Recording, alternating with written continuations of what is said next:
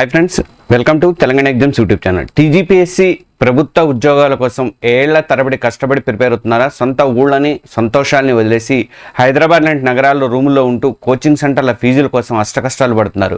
మీ జీవితంలో అత్యంత విలువైనటువంటి టైంని పెట్టుబడిగా పెడుతున్నారు. మీ భవిష్యత్తుని, మీ ఆశల్ని తలకిందులు చేసేలాగా ఒక సంచలన నిర్ణయం అయితే వెలువడింది. ప్రభుత్వం వయో పరిమితిని ఏకంగా 10 ఏళ్లకు పైగా తగ్గించి లక్షల మంది నిరుద్యోగుల ఆశల మీద నీళ్లు చల్లిందనే వార్త ఇప్పుడు ప్రకంపనలు సృష్టిస్తోంది తెలంగాణలో. ఇది నిజంగా అన్ని ఉద్యోగాలకు వర్తిస్తుందా? అసలు తెర వెనుక ఏం జరుగుతుంది, వాస్తవం ఏంటో నేను ఈ వీడియోలో లోతుగా విశ్లేషణ చేస్తాను. ప్రతి ఒక్కరు కూడా మన తెలంగాణ ఎగ్జామ్స్ యూట్యూబ్ ఛానల్ని సబ్స్క్రైబ్ చేసుకోండి. ఆ పక్కనే ఉన్నటువంటి బెల్ ఐకాన్ కూడా ప్రెస్ చేయండి. ఫ్రెండ్స్, సూటిగా విషయంలోకి వెళ్తే Telangana public service commission TGPSC ఇటీవల ఒక కొత్త నోటిఫికేషన్ను విడుదల చేసింది. ఇది తెలంగాణ కాలుష్య నియంత్రణ బోర్డు అంటే పీసీబీ పరిధిలో ఉన్నటువంటి 20 అసిస్టెంట్ సైంటిస్ట్ పోస్టుల భర్తీకి సంబంధించినటువంటి ప్రకటన. ఈ నోటిఫికేషన్ వచ్చింది కదా అని సంతోషించే లోపే అందులో ఉన్నటువంటి ఒక రూల్ నిరుద్యోగ లోకాన్ని మొత్తాన్ని కూడా తీవ్ర ఆందోళనకైతే గురి చేసింది. ఆ నిబంధనే వయోపరిమితికి సంబంధించింది. ఈ నోటిఫికేషన్ ప్రకారం జనరల్ కేటగిరీ అభ్యర్థులకు గరిష్ట వయోపరిమితి కేవలం 34 ఏళ్లకు మాత్రమే నిర్ణయించారు. ఒక్కసారి ఆలోచించండి, ఫిబ్రవరి 2024లో ప్రభుత్వం జారీ చేసినటువంటి ఉత్తర్వుల ప్రకారము గరిష్ట వయోపరిమితిని 44 ఏళ్ల నుంచి 46 ఏళ్ల వరకు కూడా పెంచారు. కానీ ఇప్పుడు ఎలాంటి ముందస్తు సమాచారం లేకుండా గరిష్ట వయో పరిమితిని ఏకంగా 12 ఏళ్లు తగ్గించడం అనేది సాధారణ విషయం అయితే కాదండి. నిరుద్యోగులపై పిడుగులాంటి వార్త. ఈ నిర్ణయం ఇప్పుడు లక్షల మంది అభ్యర్థుల గుండెల్లో రైళ్లు పరిగెత్తిస్తుంది. ఈ నిర్ణయం ప్రభావం ఎవరి మీద పడుతుంది, నష్టపోతుంది ఎవరు అంటే ఈ 10 ఏళ్ల కోత వల్ల ఎవరు తీవ్రంగా నష్టపోతున్నారు? ఈ ప్రశ్నకు సమాధానం చాలా బాధాకరం అండి. ప్రధానంగా 34 ఏళ్లు దాటి 46 ఏళ్ల లోపు ఉన్నటువంటి అభ్యర్థుల మీద ఈ నిర్ణయం కోలుకోలేని దెబ్బ అయితే తీస్తుంది. వీళ్ళలో చాలా మంది గత 5-6 ఏళ్లుగా, కొందరైతే తెలంగాణ వచ్చినప్పటి నుంచి కూడా ప్రభుత్వ ఉద్యోగం సాధించాలనే ఏకైక పట్టుదలతో, లక్ష్యంతో ప్రిపరేషన్లోనే ఉన్నారు. వాళ్ళ పరిస్థితిని ఒకసారి ఊహించుకోండి. ఎన్నో ఏళ్లుగా నోటిఫికేషన్లు సరిగా రాక, వచ్చిన రకరకాల కారణాలతో రద్దవుతూ, కోర్టులలో నలుగుతూ, పేపర్లు లీక్ అవుతూ, వాయిదా పడుతూ వస్తూ ఉన్నాయి. ఈ క్రమంలో ఎందరో అభ్యర్థులు తమ విలువైనటువంటి యవ్వనాన్ని కూడా కోల్పోయారు. ప్రభుత్వం వయోపరిమితి పెంచింది కదా, మనకి ఇక అవకాశం ఉంది అనే ఒక్క ఆశతో ప్రైవేటు ఉద్యోగాల్లో చేరకుండా పెళ్లిళ్ళు కూడా వాయిదా వేసుకొని హైదరాబాద్లో ఉన్నటువంటి అశోక్ నగర్ కానీ, దిల్షుక్ నగర్ కానీ ఇలాంటి ప్రాంతాల్లో వేలు ఫీజులు కట్టి కోచింగ్ తీసుకుంటున్నారు. అలాంటి వారికి క్షమించండి, మీ వయసు అయిపోయింది, మీరుగా అనర్హులు అని చెప్తే వాళ్ళ మానసిక పరిస్థితి ఎలా ఉంటుందో ఒక్కసారి ఊహించడం చాలా కష్టం అండి. ఇంకోవైపు ఇదే కాలుష్య నియంత్రణ బోర్డులో ఎన్నో ఏళ్లుగా అవుట్సోర్సింగ్ కాంట్రాక్ట్ పద్ధతిలో పనిచేస్తున్నటువంటి అనలిస్టులు కూడా ఉన్నారు. ఈ నోటిఫికేషన్తో తమ జీవితాలు స్థిరపడిపోతాయని వాళ్ళు ఎన్నో ఆశలు పెట్టుకున్నారు. వాళ్ళలో చాలా మంది ఇప్పటికే 30 నుంచి 45 ఏళ్ళు వయసు దాటిన వాళ్ళే ఉన్నారు. ఇప్పుడు ఈ కొత్త నిబంధన వాళ్ళ ఆశల మీద కూడా నీళ్ళైతే చల్లింది. ఇది కేవలం వాళ్ళకి జరిగిన అన్యాయం మాత్రమే కాదు, వాళ్ళ అనుభవాన్ని, సేవల్ని అవమానించినట్లే అని చెప్పేసి కొందరైతే అభిప్రాయపడుతున్నారు. ఇక ఎస్సీ, ఎస్టీ, బీసీ, ఈడబ్ల్యూఎస్ అభ్యర్థులకు 5 ఏళ్ళు, వికలాంగులకు 10 ఏళ్ళు సల్లింపు ఉంటుందని చెప్పి ప్రభుత్వం చెప్పవచ్చు. కానీ బేస్ ఏజ్ లిమిట్ని 46 నుంచి 34 తగ్గించినప్పుడు ఈ సడలింపులు ఎంతవరకు ఉపయోగకరంగా ఉంటాయనేది మీరు ఆలోచించండి. గతంలో 46 ఏళ్ల బేస్ ఏజ్తో రిజర్వేషన్ కేటగిరీ అభ్యర్థులు అయితే 51 ఏళ్ల వరకు కూడా దరఖాస్తు చేసుకునే ఛాన్స్ అనేది ఉండేది. ఇప్పుడు అది 39 ఏళ్లకు పడిపోయింది. అంటే ప్రతి కేటగిరీలోనూ కూడా 10 ఏళ్లకు పైగా విలువైనటువంటి అవకాశాన్ని అయితే నిరుద్యోగులు కోల్పోతూ ఉన్నారు. నాకు ఒక మిత్రుడు రోహిత్ అనుకుంటా, అతను ఫోన్ చేసి ఇదే ఆవేదన వ్యక్తం చేశాడు. దాంతో నేను వీడియో చేస్తున్నాను. తెలంగాణలో ఈ పరిస్థితి మరి ఎందుకు వచ్చింది అంటే, అసలు ఈ గందరగోళానికి కారణం ఏంటంటే, ఈ పరిస్థితి ఎందుకు దాపురించింది, ఇది తెలియాలంటే మనం కాస్త వెనక్కి వెళ్ళాలి. తెలంగాణ రాష్ట్రం ఏర్పడిన తర్వాత ఉద్యోగ నోటిఫికేషన్ల జారీలో తీవ్ర ఆలస్యం జరగడంతో నిరుద్యోగులకు న్యాయం చేసేందుకు గత ప్రభుత్వం గరిష్ట వయో పరిమితిని 34 నుంచి 44 ఏళ్లకు పెంచుతూ నిర్ణయం అయితే తీసుకుంది. మీ అందరికీ తెలుసు. ఆ తర్వాత 2024 ఫిబ్రవరిలో ఆ వయో పరిమితిని మరో 2 ఏళ్ళు పెంచి 46 ఏళ్లకు అయితే పొడిగించారు. అయితే ఆ వయో పరిమితి పెంపు అనేది శాస్త్రం కాదు, దానికి ఒక కాల పరిమితి అని ఉంటుంది, ఒక గడువు అనేది ఉంటుంది. ఆ గడువు ఈ ఏడాది ఫిబ్రవరితో ముగిసిపోయింది.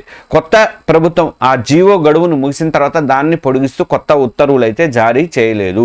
ప్రభుత్వం నుంచి ఎలాంటి స్పష్టమైన ఆదేశాలు కూడా రాకపోవడంతో అధికారులు ఏంటంటే పాత రూల్ బుక్ ప్రకారమే, అంటే 34 ఏళ్ల వయో పరిమితికి కట్టుబడి ఈ కొత్త నోటిఫికేషన్ని రిలీజ్ చేసి ఉండొచ్చు. ఇక్కడ అసలు సమస్య అనేది మొదలైంది. ఇది ప్రభుత్వ నిర్లక్ష్యమా లేకపోతే అధికారుల అవగాహన లోపమా అనేది స్పష్టత లేకపోయినప్పటికీ కూడా జరిగిన నష్టం మాత్రం చాలా, నిరుద్యోగులకు జరిగిన నష్టం మాత్రం చాలా ఎక్కువ అనుకుంటాను. ఈ వయో పరిమితి ఇది అన్ని నోటిఫికేషన్లకు వర్తిస్తుందా? మరి ఇప్పుడు మనందరిలో మెదులుతున్నటువంటి అత్యంత కీలకమైనటువంటి ప్రశ్న ఇది. ఈ 34 ఏళ్ల నిబంధన కేవలం 20 పోస్టులకే పరిమితం అవుతుందా ఆ పొల్యూషన్ బోర్డులో, లేకపోతే భవిష్యత్తులో రాబోయేటువంటి మెగా డిఎస్సి కానీ, గ్రూప్ 1 కానీ, గ్రూప్ 2 కానీ, గ్రూప్ 3 కానీ ఇలాంటి భారీ నోటిఫికేషన్లు అన్నిటి కూడా ఇదే రూల్ వర్తిస్తుందా? దీని మీద ప్రస్తుతం 2 రకాలైనటువంటి వాదనలు అయితే బలంగా వినిపిస్తున్నాయి. ఫస్ట్ వాదన ఏంటంటే నిరాశ దృక్పథం. ఈ చిన్న నోటిఫికేషన్ ప్రభుత్వం ఒక ప్రయోగంగా వాడుకుంటుందని కొందరైతే అంటున్నారు.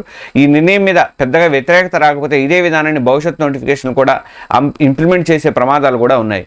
ఖర్చు తగ్గించుకోవడంలో భాగంగా వయోపరిమితి తగ్గించడం ద్వారా పోటీని ప్లస్ అర్హుల సంఖ్యను కూడా తగ్గించవచ్చని ప్రభుత్వం భావిస్తుందా అన్న అనుమానాలు అయితే వ్యక్తమవుతున్నాయి. ఇక రెండో వాదన ఏంటంటే ఆశావాద దృక్పథం. ఇది కేవలం 20 పోస్టులతో కూడినటువంటి ఒక చిన్న టెక్నికల్ నోటిఫికేషన్ కాబట్టి అధికారులు జీవో గడువు విషయాన్ని పట్టించుకోకుండా పాత పద్ధతిలోనే నోటిఫికేషన్ ఇచ్చి ఉండొచ్చు.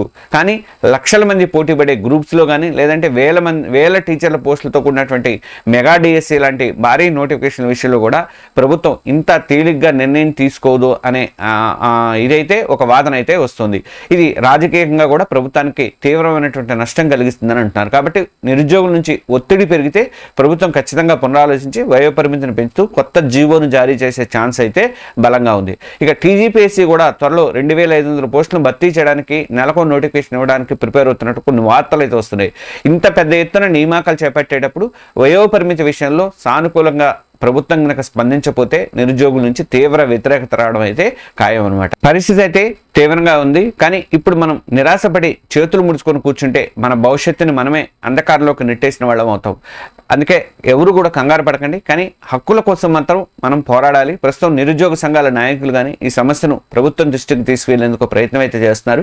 టీజీపీఎస్సీ చైర్మన్ను ప్రభుత్వ పెద్దలను కలిసి వినతి పత్రాలు సమర్పించి తమ ఆవేదనను వివరించాలని చెప్పేసి వాళ్ళైతే డిసైడ్ అయ్యారు. ప్రభుత్వం నుంచి సానుకూల స్పందన రాకపోతే మాత్రం పోరాటాన్ని చేయడానికి కూడా సిద్ధమవుతున్నట్లయితే మనకు తెలుస్తుంది. మరి ఈ టైంలో మనం ఏం చేయాలి అంటే ఫస్ట్ ఐక్యంగా ఉంటాం. మనలో మనకు ఎన్ని అభిప్రాయ భేదాలు ఉన్నా ఈ ఒక్క విషయంలో మనం అందరం ఒకటే, మనందరిది ఒకే బాధ. కాబట్టి అందరం కలిసికట్టుగా మన గళం అయితే వినిపించాలి. రెండోది ఏంటంటే శాంతియుతంగా తెలియజేయడం. సోషల్ మీడియాను ఒక ఆయుధంగా వాడుకుందాము. ప్రభుత్వ పెద్దలను కానీ, ముఖ్యమంత్రిని కానీ, టీజీపీఎస్సీని కానీ ట్యాగ్ చేస్తూ వయోపరిమితిని తిరిగి 46 ఏళ్లకు పెంచాలని చెప్పేసి మనం అయితే డిమాండ్ చేద్దాము. ఈ hashtag increase age limit for TGPSC లాంటి హ్యాష్ట్యాగ్లను ట్రెండ్ అయితే చేద్దాము. ఇక మూడోది ఏంటంటే అప్రమత్తంగా ఉండటం. ప్రభుత్వం నుంచి ఎలాంటి ప్రకటన వస్తుంది, నిరుద్యోగ సంఘాలు ఎలాంటి కార్యాచరణ ప్రకటిస్తాయో ఎప్పటికప్పుడు తెలుసుకుంటూ ఉండండి. అదే టైంలో ప్రిపరేషన్ మాత్రం ఎవ్వరూ కూడా ఆపొద్దు. ఒకవేళ ప్రభుత్వం మన డిమాండ్ని తలకి వయోపరిమితి పెంచితే రేపు నోటిఫికేషన్ వచ్చినప్పుడు మనం రెడీగా ఉండాలి. నిరాశ మనల్ని వెనక్కి లాక్కూడదు. మన పట్టుదలను మరింత పెంచాలన్నమాట. ఫ్రెండ్స్, ఈ వయోపరిమితి తగ్గింపు నిర్ణయం మీద మీ అభిప్రాయం ఏంటి? మీరు కూడా ఈ నిర్ణయం వల్ల నష్టపోతున్నారా? మీ వయసు ఎంత? ఎన్నేళ్ళు ప్రిపేర్ అవుతున్నారు? ఎన్నేళ్ళ నుంచి ప్రిపేర్ అవుతున్నారు? మీ ఆవేదనను, ఈ అభిప్రాయాన్ని కింద కామెంట్ రూపంలో తెలియజేయండి. ప్రతి కామెంటు ప్రభుత్వానికి చేరేలాగా ఒక వినతి పత్రం లాంటిది అనుకోండి. దయచేసి బూతులు ఎవరు వాడద్దు. ఈ అత్యంత ముఖ్యమైనటువంటి సమాచారాన్ని ఇక్కడితో ఆపకండి. మీలాగే ఆశలతో ఎదురు చూస్తున్నటువంటి ప్రతి నిరుద్యోగికి మీ వాట్సాప్ గ్రూపుల్లో, టెలిగ్రామ్ గ్రూపుల్లో వీడియోని షేర్ చేయండి. అలాగే డీపీలుగా కూడా పెట్టుకోండి. మనందరం కలిసికట్టుగా మన గొంతును వినిపిస్తేనే ప్రభుత్వం మన వైపు అయితే చూస్తుంది. టీజీపీఎస్సీకి సంబంధించిన ప్రతి చిన్న అప్డేట్ను, ఇలాంటి లోతైన విశ్లేషణను మీరు మిస్ అవ్వకుండా ఉండాలి అనుకుంటే మాత్రం వెంటనే మన తెలంగాణ ఎగ్జామ్స్ను ఇప్పుడే సబ్స్క్రైబ్ చేసుకోండి.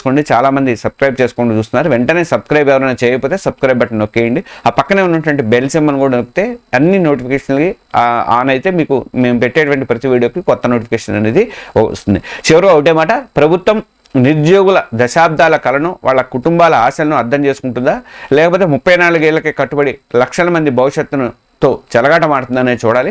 కానీ మన గమ్యం చేరే వరకు మనం చేయాల్సింది ఒకటే, ఆశని కోల్పోవద్దు. పట్టుదలతో చదువుతూనే ఉండడం, మన హక్కుల కోసం పోరాడుతూనే ఉండాలి మనం. Thank you. జై హింద్.